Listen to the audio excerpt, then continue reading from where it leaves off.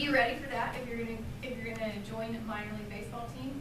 That your job description is gonna say one thing, and at the very bottom, and that's even if you get a job description, because sometimes it's just like, hey, welcome to work. I don't have a job description.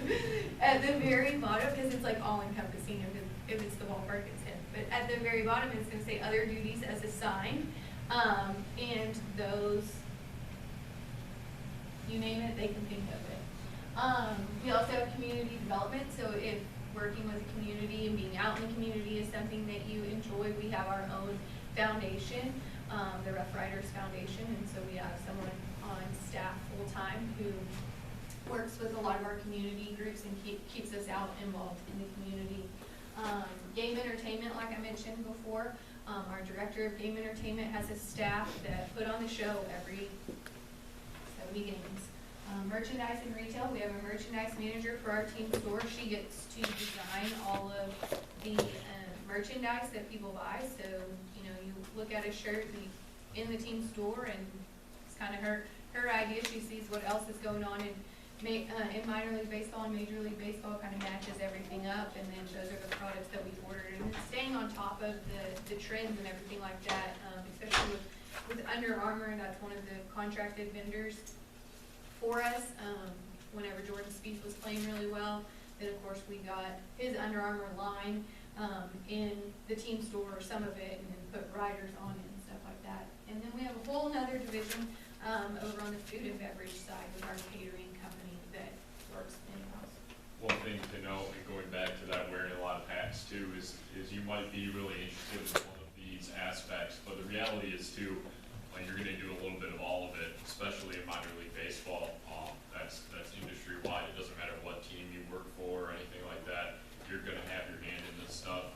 I can tell you there's not a single thing on that list that in my time with the RoughRiders I haven't done in one capacity or another. The same is true for Kathryne. Really, just about everybody in our front office has pitched in and helped out in any of those segments of our organization. I've stood in concession stands and taken orders, filled up beers, filled up popcorns, handed them out, took money, worked in a concession stand, worked in the team store. I've helped with skits, I've done community outings, I facilitated media day, I manage a budget. The third one is me. Luckily, I don't have to do ticket sales. That's not me at all. I hate talking to my mom on the phone, let alone calling somebody out of the blue and having a 30-minute conversation and trying to sell them something. But I do still do a lot of work with ticket sales. I help them facilitate their meetings with clients. I set all those up for them. I proofread and go over their mailers for them. We comp a lot of tickets too on our side. Oh yeah, I give out a lot of tickets. It's fun. And then for a little while I was in the sponsorship department as well, so I have pretty extensive experience working with our corporate partners and providing the fulfillment of their contracts. So to wrap that up, in summary, regardless of what segment you want to be in, understand that you're going to have a little bit of overflow into the other ones as well. And you also technically sell in every department. You're selling something. Oh, yeah. So Yeah. it's, if you don't like selling tickets, that's okay. Because I did that too, and I didn't like it when I first started. But you wind up, if you're in media relations, you're selling the team. If you're in sponsorship, you're selling sponsorships. If you're in game entertainment, you're selling the entertainment of the ballpark. So don't think that the word selling is a bad thing. Ticket selling might be a bad thing for you, but the other selling... Cold calling probably is what Yes, you like, right? exactly. Yeah, I've a couple of times made the comment that everything I do is related to ticket sales. And that's just from a facility management standpoint. If the ballpark is falling apart, our sales numbers are going to come down because people are going to come out to the ballpark, they're going to see it's in disarray, it's going to take away from their experience. So if I keep everything at 100% and keep it in tip-top shape, our sales department's going to have an easier time selling tickets. And so sales really is the lifeblood of the sports industry and getting people in the seats and spending money. That's how we all survive. And so we all kind of provide a level of support to them to make their jobs easier.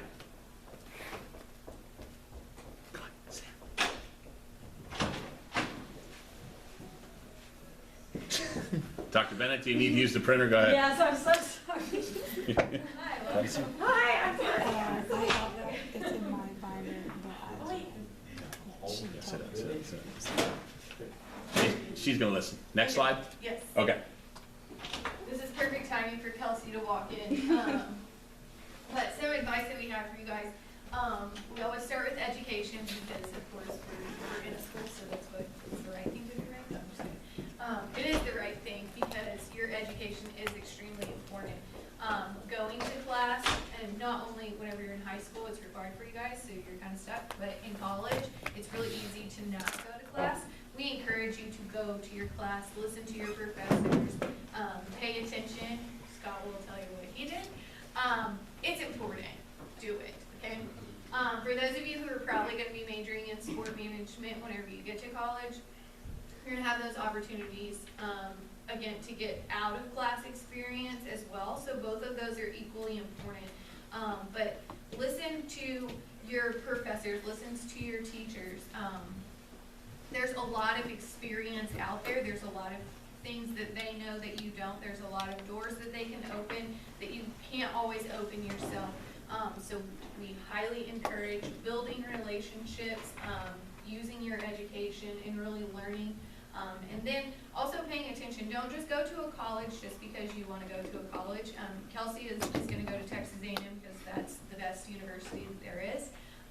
Because she has a lot of family that went to Texas A&M, and of course I'm biased to Texas A&M, but they do have a great sport management program, and it continues to get better. They give a lot of opportunity for their students who major in sport management, and then of course you do get the minor in business administration, so I'll always sell Texas A&M as well. But again, there's other universities out there that don't even have sport management programs, so if it's something that you want to get into, then go to where the sport management programs are. So be sure that you're paying attention to that as you start researching your college and universities. And again, don't just go because, oh, my friends are going, or because, oh, my parents went here, or this or that. Be sure it's something that you want to do and somewhere where you want to be that'll help make you successful in the long run. I would echo that sentiment as well. College was a pretty long road for me, in all honesty. For the amount of time I spent in college, I should be a doctor. But I'm not. I'll tell you guys straight up, I was in college for 7 years. I went to 3 different schools. I changed majors 4 times. I had a really hard time figuring out what I wanted to do. And it wasn't even until I went to Davenport that I found out sports management was an option. From there, it was a no-brainer based on what I was passionate about in my life. But like I mentioned at the very beginning, Davenport provided me an opportunity that was through the roof. I had a job in school that provided me unmatched experience. It really was the launching point for my career right now. I wouldn't be in the position I'm in right now if it wasn't for my experience at Davenport. One of the things that a few years ago I would have really regretted was not going to one of those huge Division I NCAA schools like a Texas A&M, or for me, Michigan State. Just to be in that atmosphere, that environment, I think it's absolutely incredible. But looking back on it, that wasn't the right fit for me. It wasn't going to be the experience I needed to get.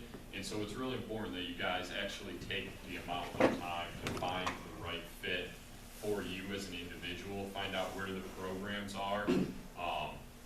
In all honesty, I won't lie to you, when I'm looking at resumes for interns or even hiring candidates to join my staff, I'm not overly concerned with where you went to school. If I see an Oklahoma State or an A&M or a Baylor, that doesn't really matter to me as much as what you did while you were there, and making the most of your 4 years in college, hopefully 4 years in college, and the experience you got out of that. And that kind of ties down to the next bullet point. Like Kathryne mentioned earlier, you guys are in an extremely advantageous position right now. I would have killed to have a sports management program in high school when I was going through the ranks.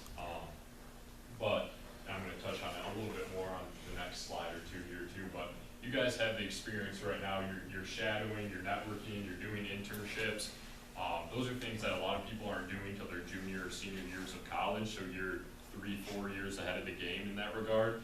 And that's an opportunity for you to get to college, and you can go to an A&M athletic department and say, here's what I've already done in the sports industry, here's why you need me on your promotions or marketing staffs or whatever the interest may be. And then when you're a junior in college and you're looking for that first internship, you have 3 or 4 years of experience built up already. You're not trying to get a job in sports, having worked at the local Chick-fil-A for a couple of years. No offense if you work at Chick-fil-A right now. Fantastic restaurant. Kathryne should own them with the amount of money she spends there. But you know, you have tangible work experience that's going to translate to your career field.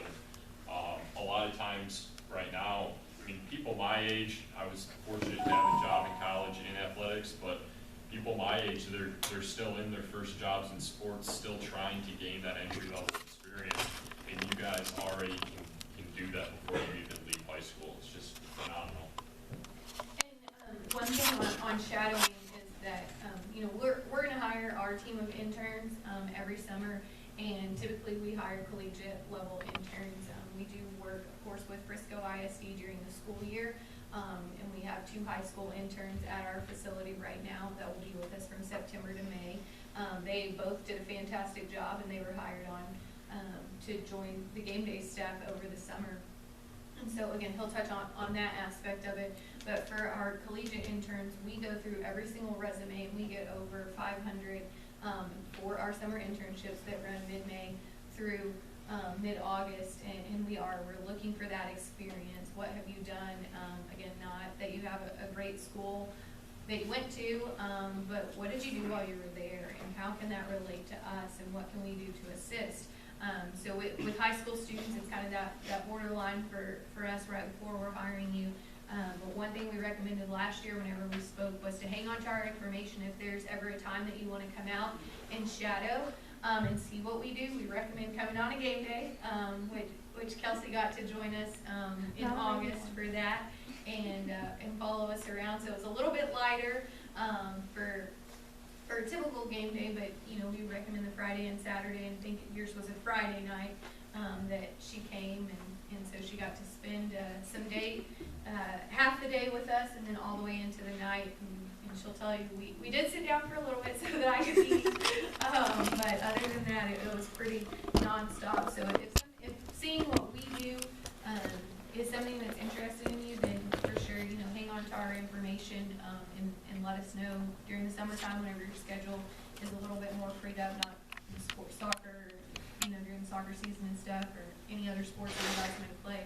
You stay pretty busy during your school year, but we're always happy to have you out during the summer and teach you a little bit about what we know.